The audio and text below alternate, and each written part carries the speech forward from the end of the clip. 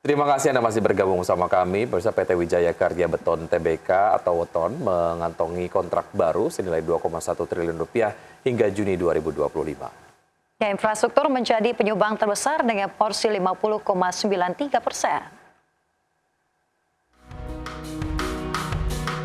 PT Wijaya Karya Beton atau WTON mengantongi kontrak baru 2,1 triliun rupiah hingga Juni 2025.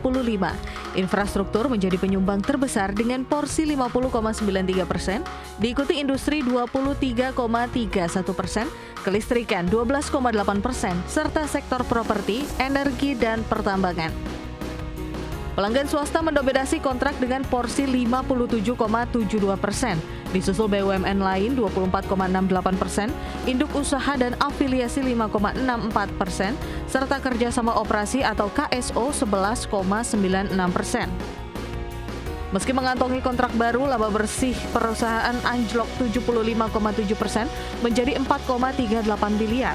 Pendapatan turun 28,6% menjadi 1,56 triliun rupiah. Produk beton masih mendominasi pendapatan, sementara aset dan kas turut menurun hingga akhir Juni 2025. Berbagai sumber IDX Channel.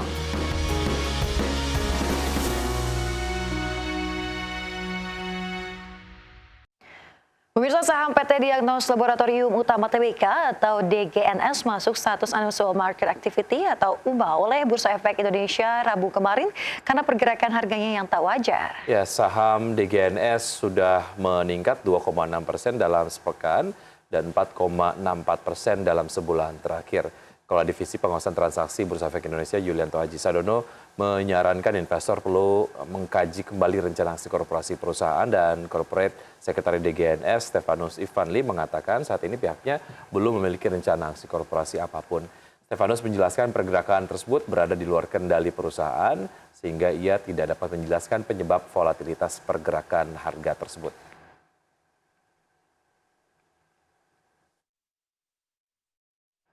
Pemirsa, PT PP Presisi Tbk atau PPRE mencatatkan kenaikan laba bersih di tengah penurunan pendapatan pada semester 1 tahun 2025. Ya, pendapatan bersih PPRE tercatat 1,6 triliun rupiah per semester 1 tahun 2025 dan angka ini turun 9,12% dari 1,81 triliun rupiah per semester 1 tahun 2024, dan PPRE mengantongi 43,07 miliar rupiah di pos pendapatan lainnya per akhir Juni 2025. Sebelumnya pos ini hanya terisi 11,72 miliar rupiah pada periode yang sama tahun lalu. Selain dikurangi sejumlah beban, laba yang dapat diatribusikan kepada pemilik entitas induk alias laba bersih PPRE menjadi 4,62 miliar rupiah per semester 1 tahun ini. PPRE memiliki kas dan setara kas akhir sebesar 61,64 miliar rupiah di akhir Juni 2025.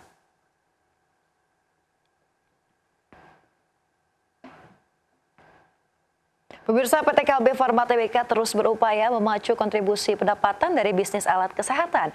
Upaya Kalbe mengejar pertumbuhan terbuka lebar lantaran kontribusi bisnis alat kesehatan baru sekitar 5% terhadap total bisnis distribusi dan juga logistik perseroan. Emiten sektor kesehatan PT Kalbe Farma Tbk terus berupaya memacu kontribusi pendapatan dari bisnis alat kesehatan. Dengan strategi pengembangan produksi dan peluang pertumbuhan bisnis alat kesehatan di dalam negeri, Kalbe ingin mengerek naik kontribusi dari segmen bisnis tersebut.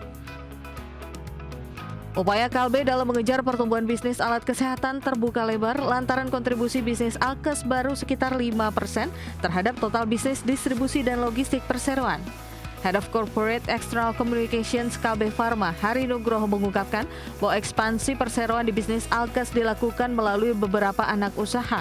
Salah satunya PT Forsta Kalmedik Global yang berfokus pada manufaktur produk alat kesehatan. Dalam mengembangkan bisnis ini, Kalbe menggandeng mitra strategis dengan perusahaan multinasional agar bisa mendapatkan transfer teknologi. Lebih lanjut, dalam proses pengembangan produk, manajemen perseroan memastikan untuk memprioritaskan kepatuhan terhadap persyaratan sertifikasi Good Manufacturing Practices lokal yang ditetapkan oleh pemerintah. Berbagai sumber IDX Channel. Ya, dalam postingan terbaru di Truth Social, Presiden Amerika Serikat Donald Trump mengumumkan telah mencapai kesepakatan dagang dengan Jepang.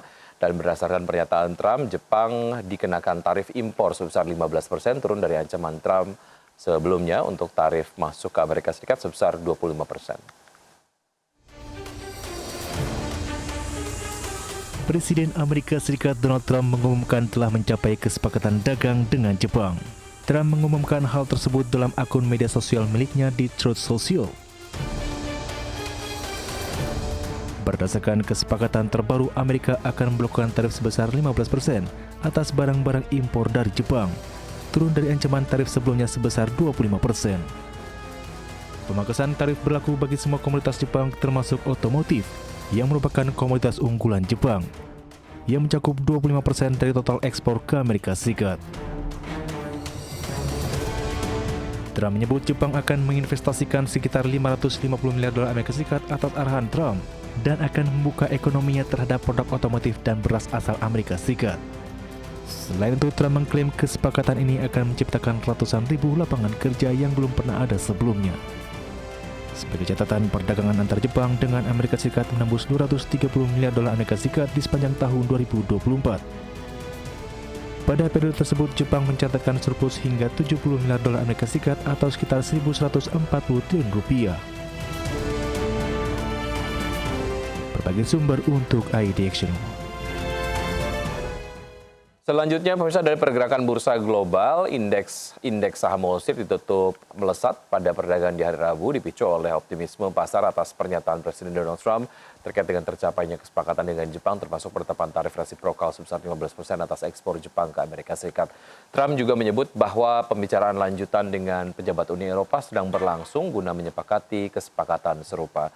Data selengkapnya pada hari Rabu, pemirsa, indeks S&P 500 menguat 0,78% ke level 6.358, mencetak rekor tertinggi sepanjang masa ke-12 sepanjang tahun ini. Indeks Nasdaq Composite naik 0,61% dan berakhir di level 21.020, mengukir rekor tertinggi dan menandai penutupan pertama di atas level psikologis 2.000. Kemudian indeks Dow Jones Industrial Average ditutup melonjak 1,14% ke level 45.010. Angka ini hanya terpaut sekitar 4 poin dari rekor tertingginya. Sementara itu dari bursa saham Eropa, pemirsa, mendekati level tertinggi dalam 2 minggu yang dipimpin oleh saham otomotif karena investor mengantisipasi kemungkinan kesepakatan antara Amerika Serikat dan Uni Eropa. Indeks DAX Jerman ditutup menguat 0,83% ke posisi 24.240, indeks FTSE 100 Inggris naik 0,42% ke level 9.061 dan indeks CAC Prancis melonjak 1,37% di level 7.850.